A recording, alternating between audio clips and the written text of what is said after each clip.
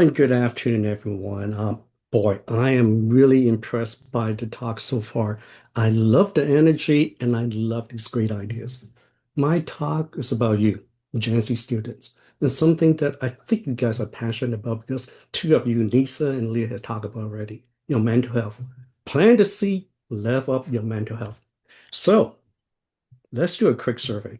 How many of you here have actually tried to plant a plant from seed? In real life, not in Animal Crossing. Do I see any hand here? Okay, maybe yes, maybe no. It's difficult, right? Plants are brutally honest. If we miss watering them one day, they will wilt. Our minds are exactly the same. If we don't deal with the little stresses that we have every day, guess what? They're going to sprout into weeds of self-doubts and negativity. They're no good for us. So today, my talk is basically about planning these micro habits, something that Nia and also Elias talk about, maybe acts of kindness, right? To start to remove these weeds before they weed in and take over. So I teach at UCLA. I know students struggle for many stressors in life, right? Family expectation, roommate drama, side hustle, dating, and no joke, 150,000 students apply for 13,000 spots at UCLA. It's really tough. Once they get in, guess what? The next boss fight begins, internship. So at UCLA, we have a very cool elite fellowship program for the standout freshman class. What we do is that we pair them with alumni who crushed it already in consulting, in iBanking, in finance or tech. But the competition is really fierce. Top 10% of the freshman class fight for about 100 spots. Well, let's meet one of them. Let's call her 11 or L for short. Okay, you know the type. High school valedictorian, right? At UCLA, she's majoring in computer science with a minor in data science. Easy majors, okay? 4.0 GPA. She is a sorority member. If you look at her online, oh my gosh, it's like a highlight reel, right? But in office hour, in private, this is what she said. I feel alone, like a cactus, just struggling, barely surviving. Now, I think that many of you know the exact same feeling I'm talking about, right? We spend so much time scrolling endlessly online, looking at always impossibly perfect pictures. And we all wonder, why am I the only one to feel like this? Why am I feel so alone? Well, spoiler alerts, and you know this, and we all do, right? Most of us are faking it, telling us how we feel, or sharing how we feel when our heart is hurt. It's difficult, it's scary. But let me tell you, you are not alone. So let's take a look at statistic here. Something that Lisa has also mentioned, right? Many of you, okay, are feeling sad and hopeless. But this number has actually gone up quite a bit in the last 10 years. Now the average age of the first panic attack is 15 years old. Unfortunately for your generation, suicide is the number two cause of death right now. Given this horrible statistic, yet only 1 in 4 teens who are in trouble actually reach out to an adult for help. Why is that? Well, it's our fault. We as adults, we have failed you. We have failed to connect with you. Something Ashlyn has mentioned, right? We are just a different generation. We don't know how to connect with you. So let's take a look at UCLA, for example.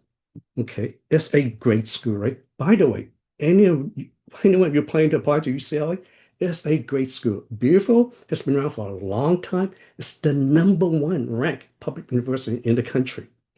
It has a large budget, $11 billion.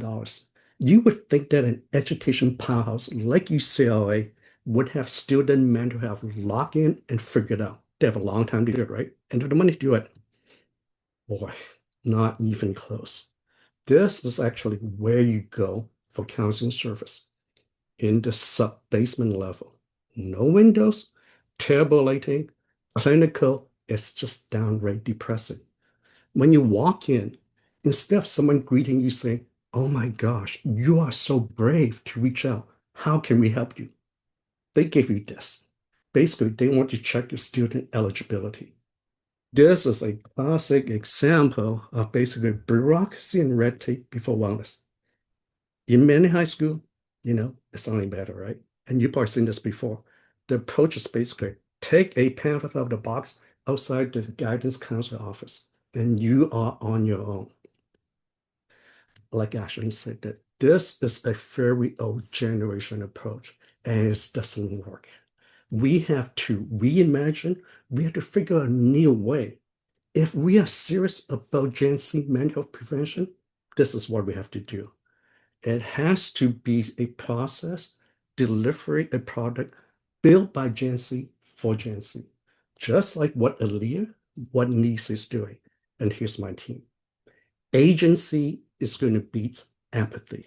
When we empower Gen Z to design and plan their own wellness, guess what? Usage efficacy is going to go up. So this is what my team came up with. 3 C's. Number one, okay, speak up. So we have a 10-second daily vibe check-in to see how you feel. No judgment like Ashlyn. It's about validation and connecting to other people who feel the same way. Remember, you are not alone. Number two, squad up. So we have Campus Club. It's led by student, not by staff. No white coats, no lectures, just a safe place for you to be real. Number three, skill up.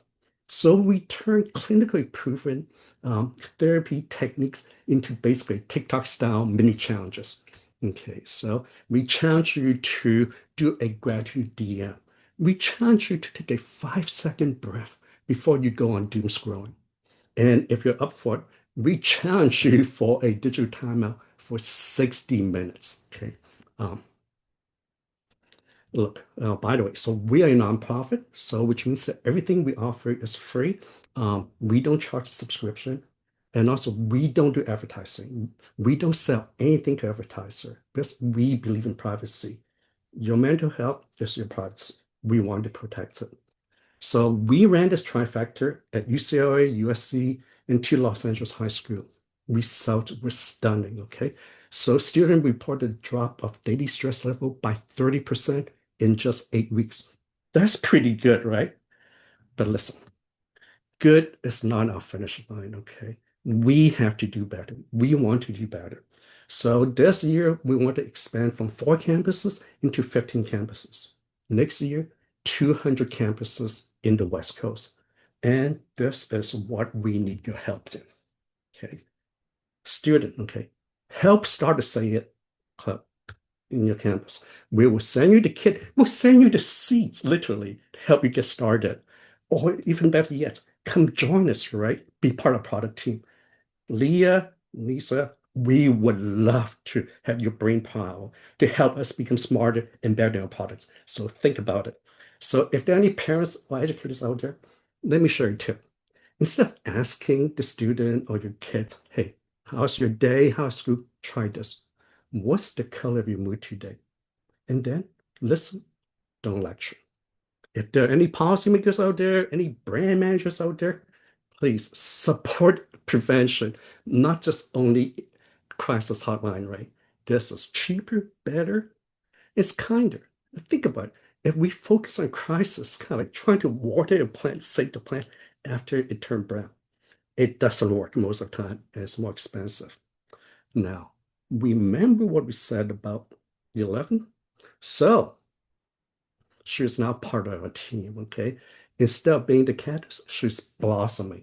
Why? Because we help her trim out all the weeds. So in closing, listen, you guys don't need a helicopter rescue after the storm, right? What you need is gardeners like myself, like your parents, like your teachers, to nudge you every day to help you grow, to make sure all these weeds of doubts and negativity never take roots so they won't wind up. Um, I know that Aaliyah issued a challenge, so I'm going to issue you a mini challenge on top of that. Very easy to do. So tonight, reach out to one of your friends, okay? Plant a tiny seed. Just have a real honest conversation and ask them, hey, how are you feeling? What's the color of your mood today? And share. Remember, you speak up, your stress will come down, okay? And this is how you can watch your entire garden just blossom. Oh, by the way, just one more thing, okay? So listen up, okay? Sit up, and this is my class ritual. I always end my class with an affirmation. So I'd like to invite all of you to join me to say it loud, say it proud. I will do something great. Thank you.